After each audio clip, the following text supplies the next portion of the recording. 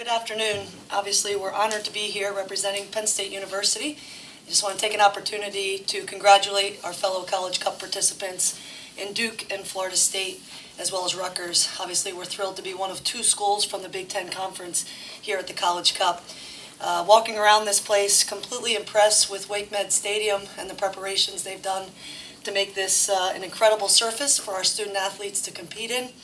The field looks fantastic. The training surfaces are first class, and again, we're just honored to be here. Also want to take an opportunity to thank the people of the Penn State community that were so instrumental in supporting us in our home field advantage leading up to this College Cup run. The support that we received both in the stadium and from the community at large obviously was a huge reason why we continued to excel on the field, and just want to thank them for all their support and the energy and excitement we've received from Penn State.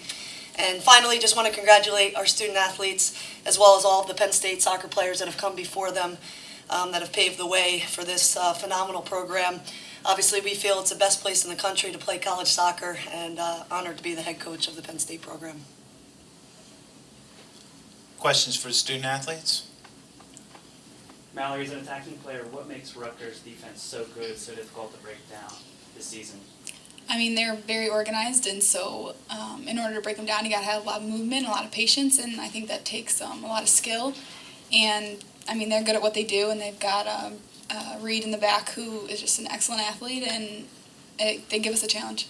Does it give you guys more of an advantage to play them a third time, you think? Like, because you know what makes them good, obviously you're familiar with them being in the same conference. Like, how does that factor into the matchup? I mean, I think it's hard to play any team 3 times, but we definitely have the scout on them and know how they play and have a little bit of advantage just because we did see them in the preseason. What was the difference between the two games, the one you lost and the one you won with Rutgers? Well, the first time playing the team is always a little bit harder, and the second time we played them, it was for the championship for the Big Ten tournament. So we knew what to expect a little bit better and went in with a totally different mentality of this is our time, like this is our game, and we had a little bit more movement, but mostly it was just our mentality that we were going to win that game versus the first time we played them where maybe we were a little more tentative. And I know Coach mentioned how nice the stadium is, and certainly the goal was to get to the College Cup. But they spent a lot of time in this area trying to make this a soccer venue, a soccer destination. I just wondering if you guys only thought it was a College Cup, or were you aware Cary was a place to get to? I think a couple of our teammates have played here in the past when they were younger, and actually a lot of them were talking about how they were in the stands here watching previous College Cups. So I know Brittany Basinger was pumped that she's now going to get to play where she was sitting before, watching these teams play before her. So I think that's kind of a cool circle of coming back and like getting to play on that field. We knew this area had a lot of soccer fans, and I know I played here in a small tournament when I was younger. So I think we knew about it, and we're just excited to be here. Speaking of going full circle, you guys are seniors. What have you shared with your teammates about being in the College Cup before? I mean, just being here and like kind of understanding the atmosphere and being able to like talk to them about it and what we've experienced and the preparation is just, I mean, being here before, you just get that advantage of kind of just knowing, and I think that's helped them and helped our focus and mentality.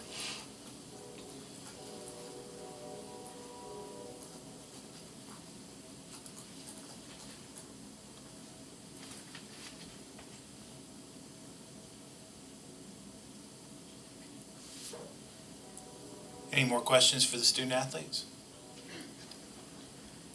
Mallory, you mentioned that Rutgers is so organized defensively. Are they bigger than a lot of the teams you normally see during the season, or comparable? I think in the Big Ten they're like pretty equivalent because that's kind of the characteristic of the Big Ten, but they use their bodies and they have that mentality that's really tough and blue collar, and I think it's something they focus on, and they're very good at it.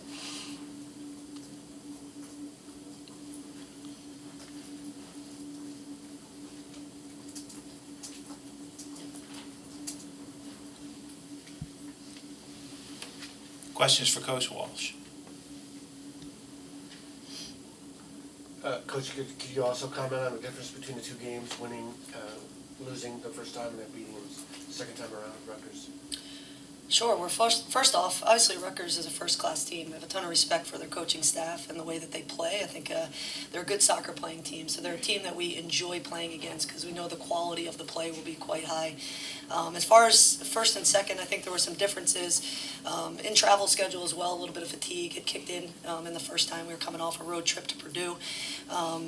Second time, the familiarity piece I thought really helped us. We were able to tactically make some adjustments. As far as the first time we're concerned, they were at home. I thought that they started off on the right foot and just took over the game right off the bat, and we couldn't get back on top of it. Whereas I felt the second time was the exact opposite. We really came after them early in the game, and as we all know, the start of the game so often dictates the flow early on. So I just, as these guys have said it well, the mentality was completely different going into that second match. Coach, how good is this for the Big Ten and the women's soccer conference to have two programs here? I'm not sure if it's ever happened before or if it's the first time, but just so speak on that a little. Sure. I've been in the Big Ten now for 9 years, been part of this program, and every year it seems as though the Big Ten continues to grow and improve, and the difference from top to bottom gets smaller and smaller. So I think that we've seen kind of this coming, this evolution in the conference coming. I think the quality of coaching straight across the board is tremendous. And to us, it's no surprise that there's two Big Ten teams. I think overall, obviously all 5 of our Big Ten teams advanced in the NCAA tournament this year. Speaks volumes about the quality of competition. And I just think that there's an element, as these guys have discussed, there's a nice soccer element, there's a physical element, so you've got some different pieces that maybe some other conferences don't necessarily possess.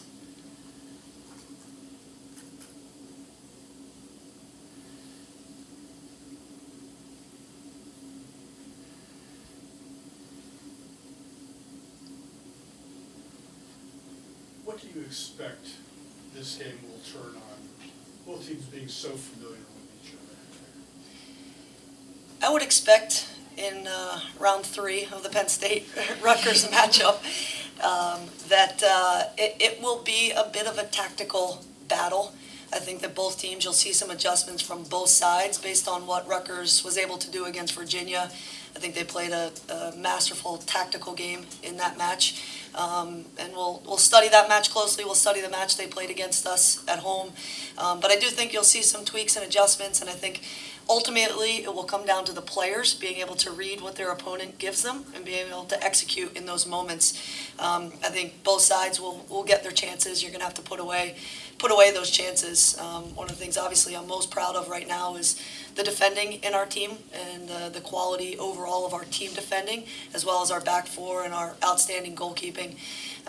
So I think that we've got a lot of confidence going into this match from that standpoint. But I do think that you'll see both teams kind of get on the front foot throughout the course of the game, and we're going to have to deal with those ebbs and flows.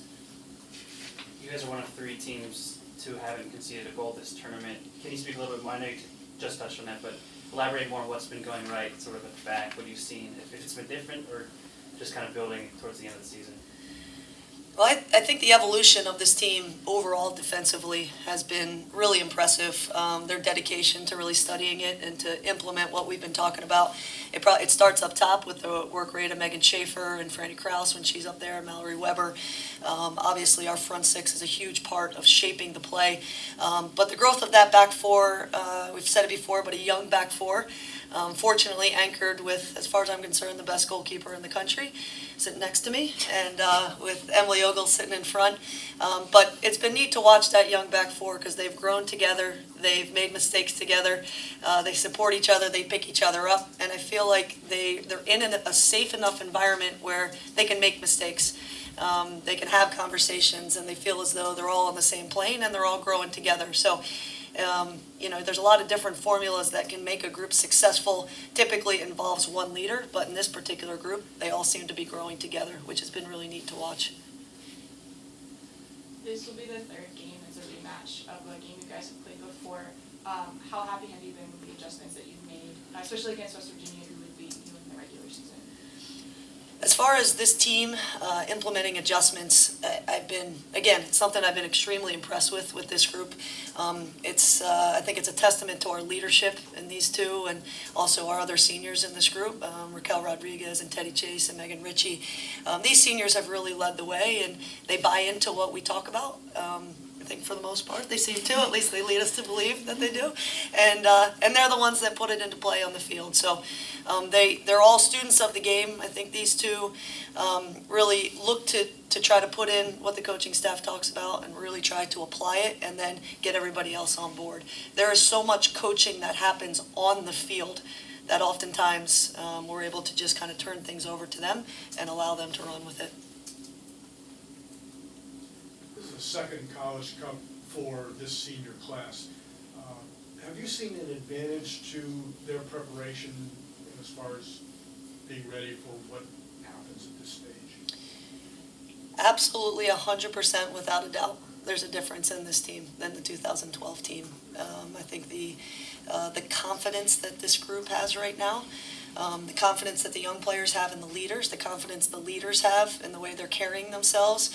I think that there is, going into 2012, I think there was so much excitement to make it to the College Cup, whereas this group circled this weekend on their calendar of they expected to still be playing and they knew they were going to have to put the work in to get here. But they've got a different level of determination, I feel, and it's due to their opportunities they've had in the past and their experiences that they've had in the past.